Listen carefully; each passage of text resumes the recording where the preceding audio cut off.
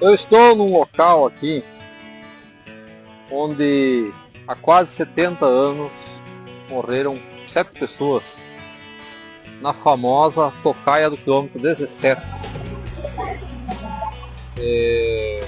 Evento esse que aconteceu aí no final da conhecida famosa Revolta dos Poceiros, em 1957. Movimento esse que abalou as estruturas aqui no sudoeste do Paraná. Essa história então eu vou contar para vocês hoje. De forma rápida, vou contar de forma resumida, para vocês entenderem um pouquinho o que foi a Revolta dos Poceiros de 1957.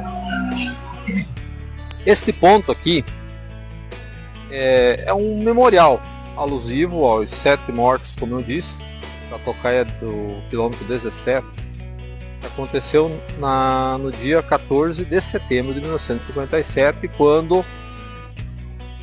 um grupo, uma caminhoneta levava gerentes e funcionários da Citla para Capanema, eles que haviam sido presos em Santo Antônio, então estavam sendo transportados. Neste local houve a emboscada que resultou nesses mortos, inclusive naquele dia morreram inclusive alguns poceiros. Mas o que foi a Revolta dos Poceiros? Não sei se com certeza muita gente já ouviu falar, quando passa desse trecho aqui indo para Santo Antônio, quem vem de Cascavel a Santo Antônio, ou daqui um pouco indo para Cascavel, enfim, as pessoas devem perceber esse monumento. E veja bem que o sudoeste sempre enfrentou problemas de terra desde as suas origens. Sempre teve problemas de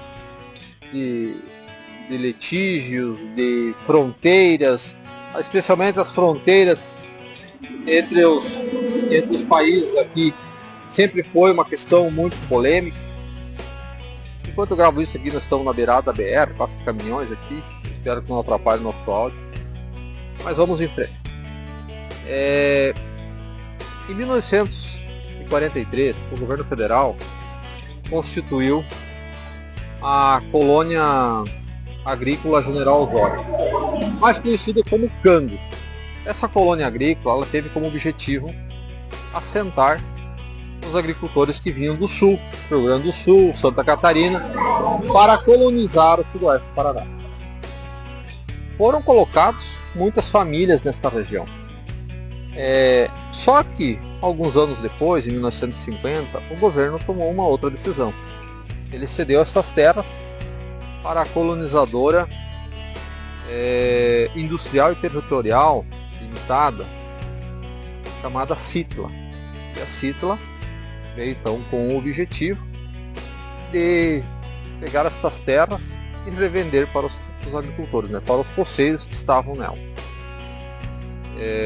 Na época, o governador Moisés Supion, percebendo que este era um negócio milionário. Imagine, você vender o que uma pessoa já tem, ou seja, a terra que a pessoa possui, e ir lá e cobrar dela. É um negócio de um grande movimento financeiro. Então o governador constituiu 2 empresas, fez um acordo com a Citla, e com essas 2 empresas ele passou a atuar na nossa região, também aqui envolvendo esta área de fronteira, Barracão, Santo Antônio do Sudoeste, Acapanema. Bom, nesse processo começaram então os representantes da colonizadora visitar, tanto da Citla quanto da Apucarana, que era de propriedade do governador. Eles visitavam os colonos e negociando aquela terra. O problema é que eles estavam pedindo valores muito altos. E os colonos não estavam conseguindo assumir esse compromisso. E também duvidavam da legitimidade desse negócio. E os negócios não estavam saindo. Então, os vendedores de terra das colonizadoras começaram a utilizar-se de estratégias hostis, como violência nas propriedades rurais. Muitos agricultores foram, segundo relatos da época, foram agredidos. Inclusive tem relatos de estupros e assassinatos de famílias inteiras. como a do João Saldanha, que foi um dos crimes bárbaros que chocou o sudoeste do Paraná. Este entre outros que tiveram. Então, o governador, ele estava aqui, tranquilo da sua vida, mas ele tinha que entrar com esta colonizadora apucarana aqui no sudoeste. Bom, o inferno se instalou na terra e o sudoeste do Paraná se tornou o pior lugar de se viver.